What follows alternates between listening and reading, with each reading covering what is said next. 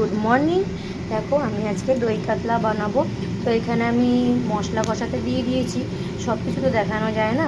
তো এখানে আমি পেঁয়াজ কুচি আর কাজু বাদাম আর পোস্ত অল্প করে দিয়েছি, আর তেলের মধ্যে লবঙ্গ, এলাচ, দারচিনি, ফোড়ন দিয়েছি। আর এইদিকে দেখো দই দিয়ে কাতলা মাছটাকে মেখে রেখেছি 20 মিনিট মতন। তো দেখো আমি দই কাতলাটা বানাচ্ছি কেমন করে। তো সব কিছু দেখিয়ে উঠতে পারবো না, তো আমি অল্প কিছু বলে দেবো। তো তোমরা কীরকম করে বানাও দই কাতলা, তো আমাকে কমেন্ট বক্সে জানাবে। দেখো আমার মশলাটা কষানো হয়ে গেছে, এবার আমি কাতলা মাছটা দিয়ে দেবো এটার মধ্যে।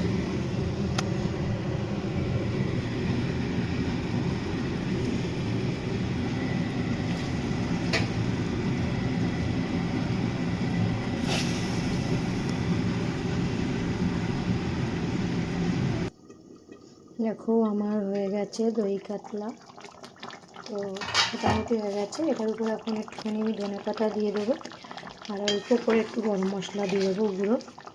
তো তোমাদের ভিডিওটা কেমন লেগেছে কমেন্ট বক্সে জানাবে, আর তোমাদের যদি তোমরা কেমন করে করো দই কাতলা আমাকে কমেন্ট বক্সে জানাবে, তাহলে আমিও করে ট্রাই করতে চেষ্টা করবো। তখন আমি এরকমই করি, এটাও আমার কাছে ভালো লাগে, তোমরা এরকম করে খেতে পারো।